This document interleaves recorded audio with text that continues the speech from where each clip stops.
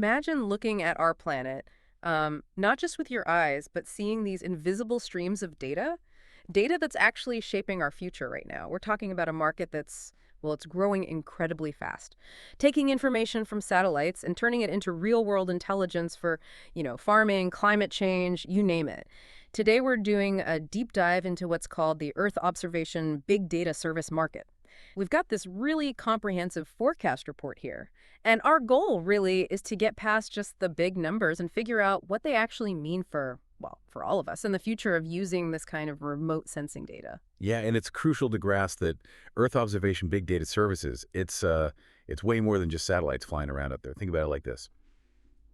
These services take all that raw data, super detailed images, environmental info, elevation data, and they make it useful. So like helping a farmer know exactly where to water their fields to save water, or showing city planners how to expand sustainably, or even giving warnings for floods or fires. It's about making sense of this huge flood of data. Right, making it actionable. And the growth you mentioned, the numbers are pretty staggering. Cognitive Market Research puts the global market at, $3.3 billion back in 2021? 3.31 seems billion dollars. And it's expected to hit $4.5 billion by 2025, and then just, wow, explode to $8.5 billion, roughly, by 2033. That's right, $8,568.55 million, to be precise. That's a compound annual growth rate, a CAGR of over 8%. That's really strong, consistent growth. It is, 8.23% over that whole period. So what does that kind of growth actually tell us about what's happening globally, and, where's the action concentrated? Okay, so let's start breaking this down. North America, I understand, was the big leader back in 2021, had the largest share. Is that still the case? Is it holding on to that top spot? It definitely is. North America's lead is quite solid. They pulled in over $1.3 billion in revenue in 2021, and that's projected to grow to almost $3.3 billion, $281.75 million by 2033. That's a CAGR of nearly 7.8%. Still very strong. Okay, and within North America, is it mostly the U.S.? Oh, absolutely. The U.S. is the powerhouse there. It accounted for $1.1 billion back in 2021, and is expected to hit over $2.7 billion by 2033. But what's interesting is it's not just about legacy government projects anymore. You're seeing a real shift towards private investment, focusing on specialized applications using AI and advanced analytics.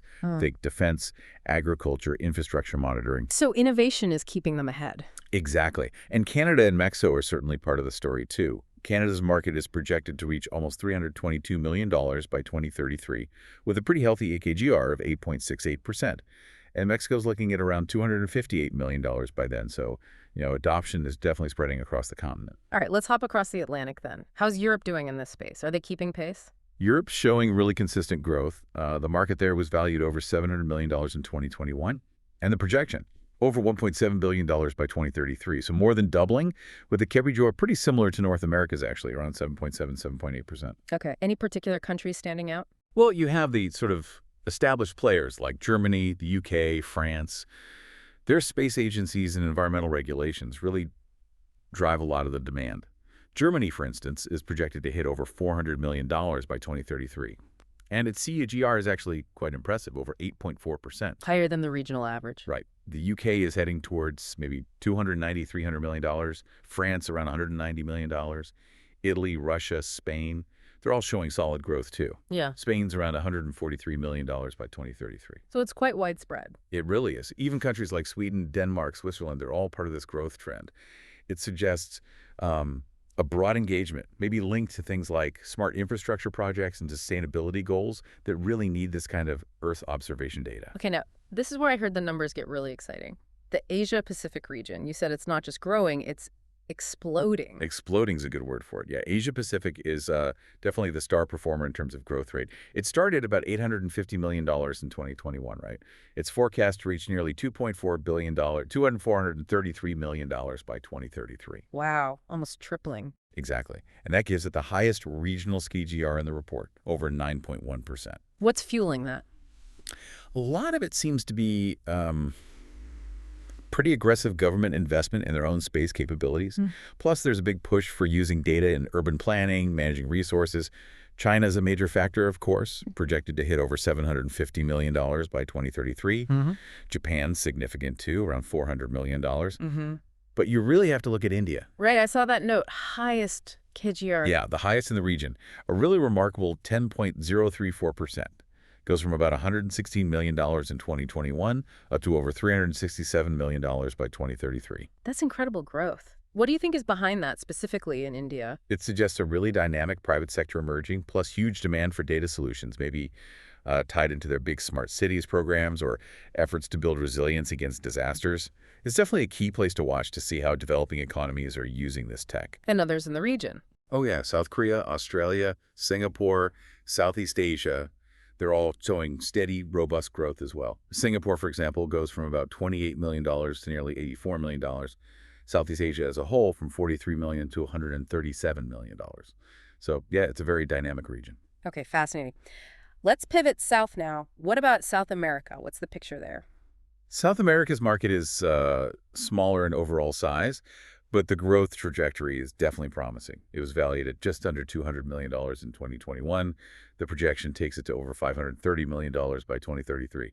That's a CAGR of about 8.5%, so quite healthy. Who's leading the charge there? Brazil's the largest market, expected to grow from around $70 million to over $185 million by 2033. Argentina is also showing some really rapid growth, heading towards $95 million.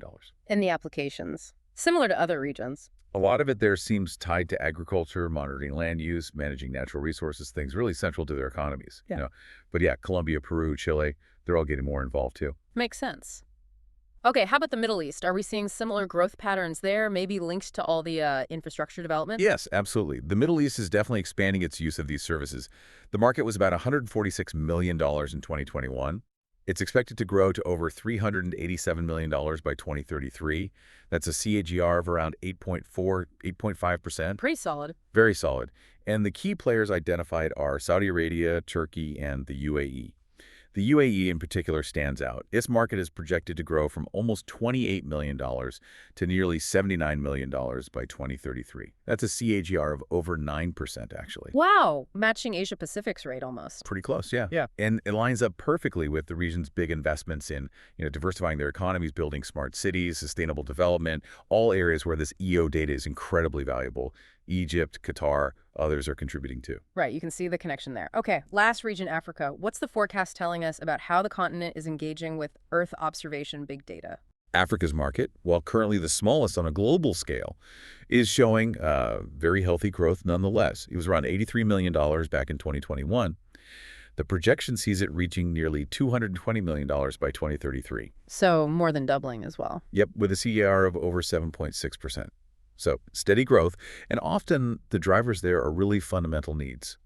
Urban planning as cities grow rapidly, reducing risks from disasters, keeping an eye on crucial natural resources, things vital for development. Which countries are most active? South Africa is projected for quite significant expansion from about $33 million up to over $92 million by 2033. Nigeria is also growing strongly, from around $12 million to over $34 million. And the rest of Africa category actually makes up a pretty big chunk too, growing from about $37 million to $93 million. It indicates that while it might be early days, the adoption is becoming more widespread across the continent. Okay, so let's summing this all up from our deep dive.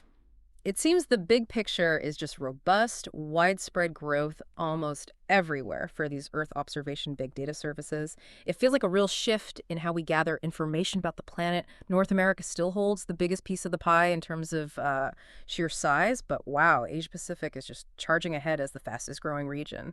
That's a perfect summary. And if you think about for the listener, these numbers, they really point to this increasing reliance, maybe even critical dependence on getting insights from space. For everything from, like we said, monitoring the environment, planning cities better, managing resources more efficiently, even how we respond to disasters. It just underlines why these figures matter to you. Right. They show this global move towards making decisions based on data, using info from above to understand and hopefully manage our world better. It's becoming sort of embedded in how we operate. Yeah, absolutely. It makes you think, with this kind of consistent accelerating growth everywhere, what does that projected $8.5 billion market by 2033 really signal about the future? About how we'll make decisions, how we'll innovate? How might this change how societies tackle the big challenges, climate change, food security, or maybe even just how we understand our own neighborhoods, our own backyards, something to really chew on.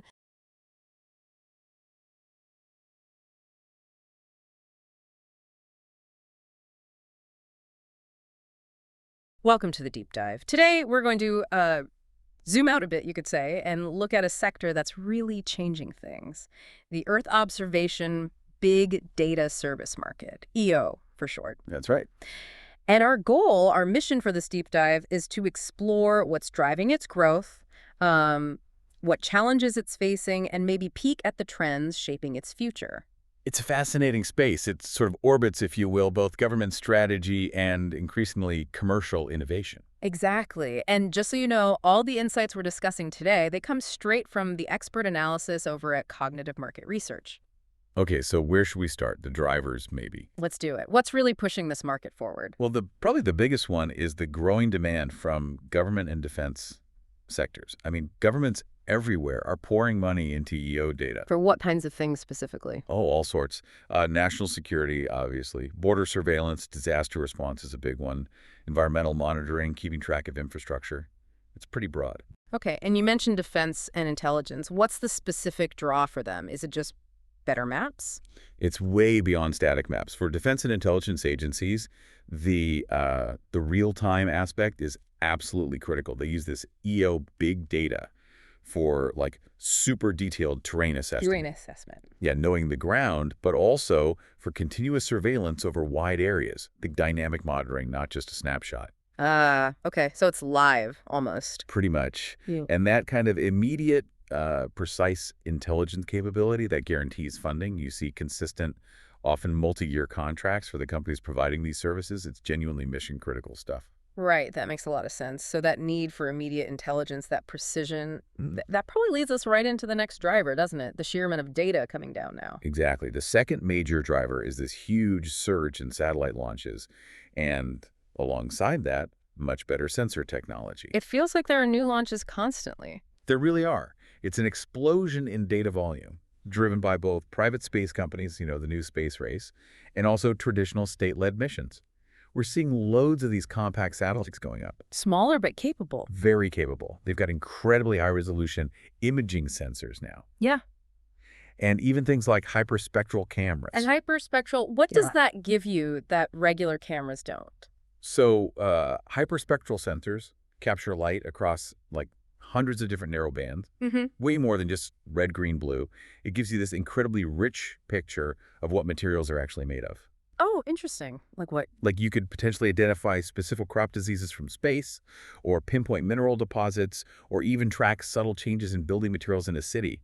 Stuff standard cameras would totally miss. Wow. Okay. So yeah, the result is not just more data, but much more diverse, richer data. And naturally, that creates this booming demand for, the big data analytics platforms needed to actually make sense of it all. It's one thing to have the data, another to understand it. Which I guess brings us nicely to the third big driver, the tech that actually does the understanding. You got it. The deep integration of AI, machine learning, and cloud computing. This is where the real magic happens, honestly. How so? Well, these technologies are just fundamentally reshaping the EOC big data services. Think about AI models. They're not just automating basic stuff like image classification anymore. They're doing more complex analysis. Way more. They can perform anomaly detection spotting things that look at a place automatically, and even predictive analytics, all with a speed and accuracy that, frankly, human analysts just can't match on their own. So it speeds things up and potentially finds things humans might miss. Exactly. And it's not just about efficiency, though that's part of it. It's also kind of democratizing this complex geospatial analysis. AI takes tasks that used to need, whole teams of super specialized analysts. Right. Very niche expertise. And it makes those insights accessible to a much broader range of users, especially commercial ones. It unlocks value that was pretty much locked away before. And the cloud is the enabler for handling all that data and computation. Precisely. Cloud platforms are essential. They provide the scalable, real-time access needed for these massive data sets. Without the cloud, handling this volume and velocity of data would be almost impossible for most users. And that supports all sorts of applications. Absolutely. Everything from precision agriculture, optimizing crop yields, almost down to the individual plant, to really sophisticated smart city planning. You can monitor and manage urban infrastructure with just incredible detail. It's all about getting the right data processed correctly to the right user, right when they need it. Okay, so we've got governments needing it, tons more data coming down, and AI making sense of it all in the cloud. It sounds like, a market that's just set to explode. But Yeah. there are always buts, aren't there? Yes, there are always challenges. What are the main hurdles, the key restraints holding this market back, or at least making it complicated? That's a really important side of the coin. Mm. Because, yeah, the potential is huge, but it's not a perfectly smooth ride. Probably the most significant barrier is still the high cost of the infrastructure. But I thought satellite launches were getting cheaper. They are, especially Yep. for smaller satellites, that's true. But launching is only one part.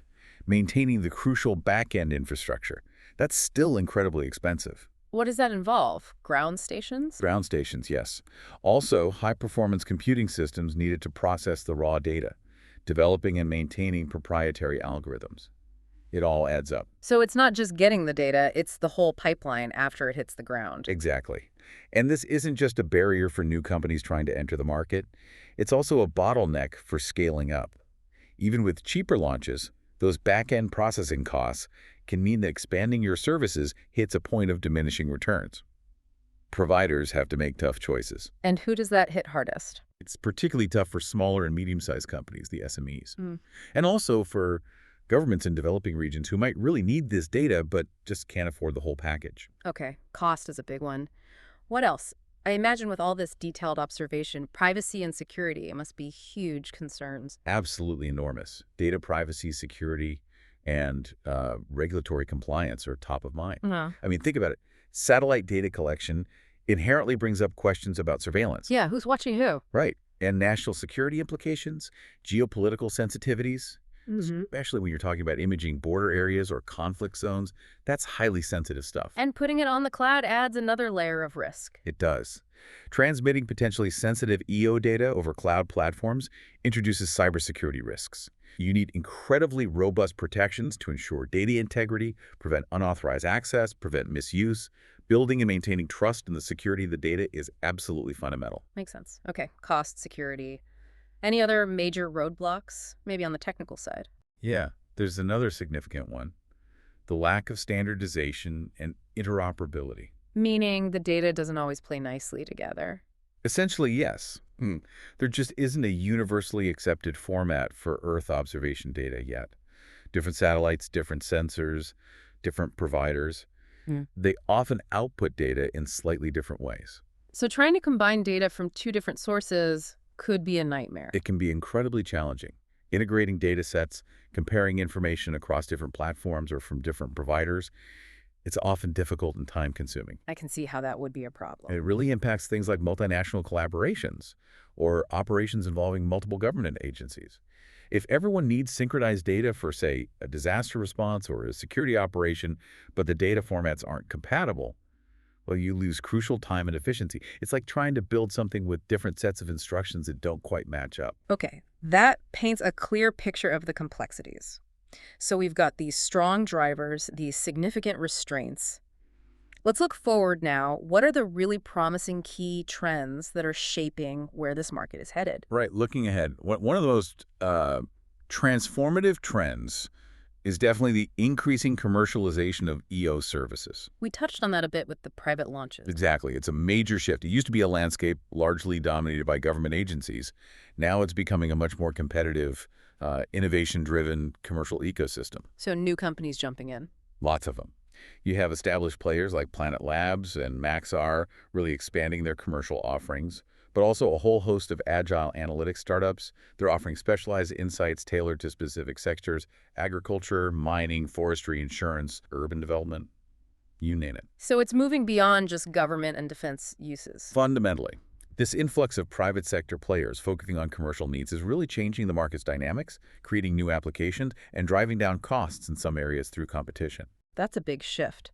And thinking about global priorities, I guess environmental monitoring must be a major trend too. Oh, absolutely critical. And growing fast. The rising demand for environmental and climate monitoring is a huge force right now. Makes sense with climate change being such a focus. Precisely. EO data is proving indispensable for tackling climate change concerns. It's used for tracking deforestation in near real time, accurately measuring carbon emissions from specific sites, monitoring the health of oceans, managing disaster risks like floods or droughts. So real-world data to back up climate policies and actions. Exactly. Governments rely on it, NGOs use it extensively, and increasingly you see corporations using it too, driven by ESG, environmental, social, and governance goals.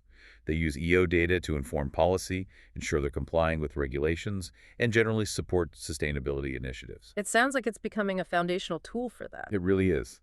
And this trend is only likely to intensify as countries try to meet their climate targets.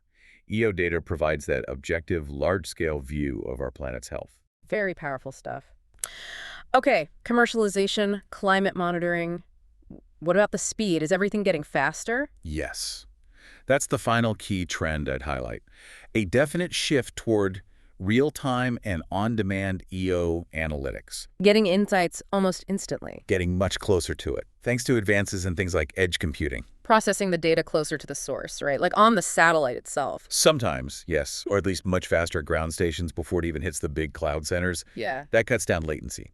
Combine that with better satellite communications, and users are increasingly able to get near instantaneous insights. What kind of applications benefit most from that speed?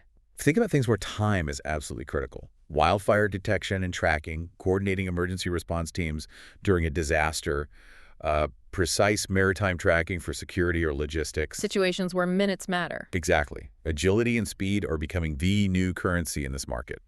The demand for quick, responsive EO services is just growing exponentially because for so many valuable applications now, every second really does count. So, quite a journey we've taken there. A really comprehensive look at the Earth observation big data service market. Yeah, it covers a lot of ground. We've seen how it's being pushed forward by that increasing government and defense demand, this explosion of satellite data, and then supercharged by AI and the cloud, Mm-hmm.